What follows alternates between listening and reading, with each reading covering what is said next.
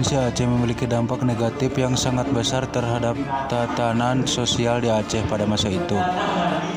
Rakyat Aceh menganggap pemerintah pusat tidak menghargai pengorbanan mereka pada masa perang mempertahankan kemerdekaan. Aceh menjadi daerah yang sangat terisolir dan tertinggal dari daerah-daerah lainnya di Indonesia. Keresahan dan ketegangan sosial semakin terlihat sejak banyak mutasi yang dilakukan oleh pemerintah pusat dalam birokrasi pemerintah sipil di Aceh. Orang-orang non-Aceh mulai didatangkan dari Sumatera Utara dan Jawa untuk menduduki posisi penting dalam struktur pemerintah di Aceh sebagai berpanjangan tangan pemerintah pusat. Menteri Dalam Negeri Kabinet Sukman, instruksi dari PNI mengambil garis yang lebih tegas terhadap Aceh dibandingkan dengan pendahulunya. Pada bulan Maret 1952, Ishak memberhentikan Daud sebagai gubernur Aceh.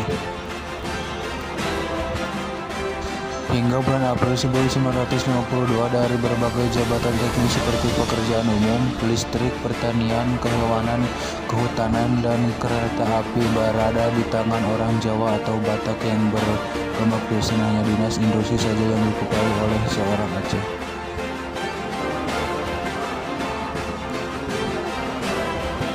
Pola tingkah laku pejabat pendatang yang sangat tidak lazim dengan kehidupan di Aceh membuat rakyat Aceh tersinggung karena dianggap sebagai tindakan pelecehan terhadap kehidupan sosial di sana.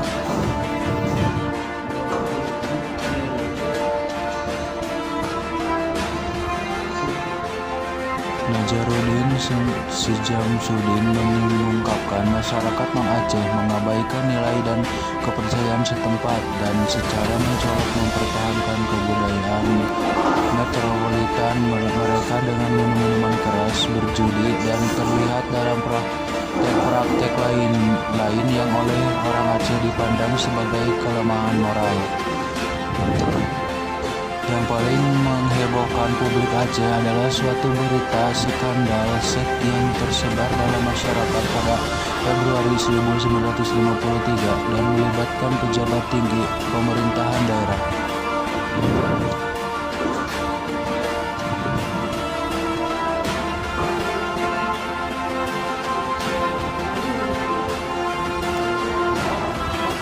Kekecewaan rakyat Aceh terhadap pemerintah pusat semakin bertambah dengan berbagai kebijakan terhadap Aceh yang kontroversial. Dalam catatannya, Wardi Umar menerangkan pada tahun 1952, pemerintah menggantikan pernianan barter dengan manajemen rajim atau letter of credit, larangan ekspor kopra, dan peraturan yang mengharuskan ekspor sapi atau kerbau melalui pelabuhan Belawan. Bagi masyarakat Aceh yang sudah terbiasa dengan perdagangan tersebut, dirasakan suatu pukulan yang sangat keras. Demikian pula dengan keharusan mengekspor mulai pelabuhan Belawan telah berdampak pada biaya yang mereka keluarkan semakin membengkak.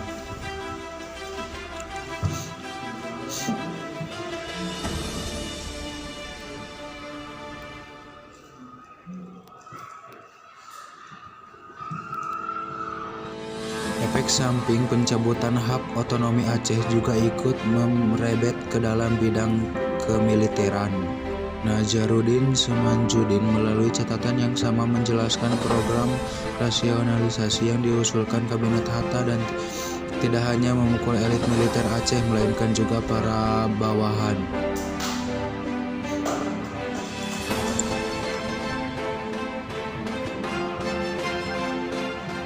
Berbeda dari keadaan di Jawa dan tempat-tempat lain, program rasionalisasi di Aceh ternyata menghantam TNI sendiri. Jika di tempat-tempat lain pemerintah pusat mempertahankan TNI dan hanya mendemobilisasikan pasukan-pasukan rakyat, di Aceh justru TNI yang terkena program rasionalisasi itu. Di Aceh divisi kali dibubarkan dan kekuatannya dikurangi menjadi brigade sehingga menyebabkan terlantarnya ribuan prajurit. Oleh karena khawatir rakyat Aceh akan melakukan sesuai setelah pembubaran provinsi, pemerintah pusat mengambil tindakan. preventif dengan memutuskan semua kesatuan militer Aceh keluar daerah sebagai gantinya dimasukkan kesatuan lain.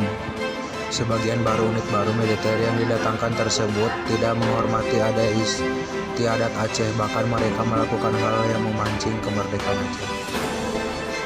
Menurut Hasan Saleh, banyak tindakan mereka yang sangat menyakitkan hati rakyat Aceh, seperti memasuki rumah ibadah dengan sepatu yang berlumpur, memperlihatkan kemaluannya kepada kaum wanita, menegak minuman keras di hadapan umum, dan sikap-sikap provokatif lainnya.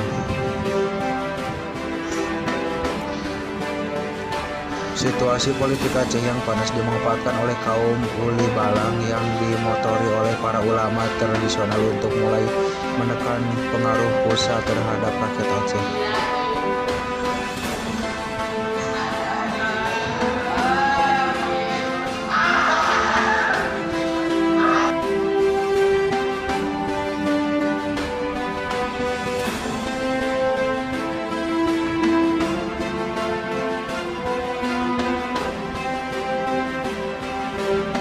Pemerintah juga secara tidak langsung memanfaatkan kekuatan kaum Bole Balang yang lemah untuk mengamankan kepentingan mereka sendiri di Aceh. Najaruddin Semajuddin mencatat, pimpinan nasional di Jakarta agaknya menyadari adanya kemungkinan peningkatan pembelaan ini.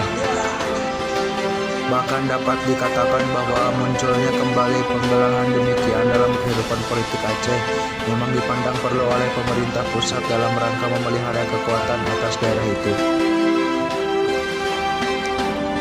Pada tanggal 29 Agustus 1951 terjadi razia besar-besaran dengan dalih ada kelompok tertentu yang mencoba menimbulkan kerusuhan. Tentu saja dalam razia ini orang-orang Pusa yang menjadi sasaran penangkapan kelompok Bole Balang bersama penguasa militer setempat menggeledah rumah-rumah anggota Pusa tidak kecuali rumah tidak daun beruh. Tujuan penggeledahan tersebut dalam aksi balas dendam kaum Bole Balang terhadap kelompok Pusa, bahkan beberapa orang Pusa ditangkap dan dijebloskan ke dalam penjara dengan tuduhan yang mengada-ngada. Najaruddin Semajuddin menambahkan tampaknya pemerintah pusat tidak saja muak terhadap para pemimpin pusat, terhadap juga khawatir akan dukungannya kuat yang mereka terima dari penduduk setempat. Pemerintah pusat agaknya tidak menyukai para pemimpin pusat karena konsep kendaraan sosial mereka yang telah memungkinkan mereka memenangkan dukungannya rakyat, di samping karena orientasi mereka dalam resolusi nasional telah menutupi pengaruh Jakarta di daerah itu.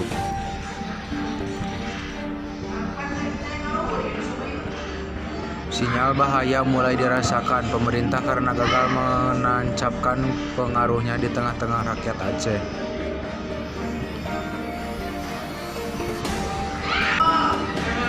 Gumpalan kemarahan yang kian bertambah justru membuat rakyat Aceh semakin dekat dan ikut merasakan apa yang terjadi dengan para pemimpin pusat. Gabungan kekacauan ini membentuk dasar yang potensial bagi perlawanan terhadap Jakarta.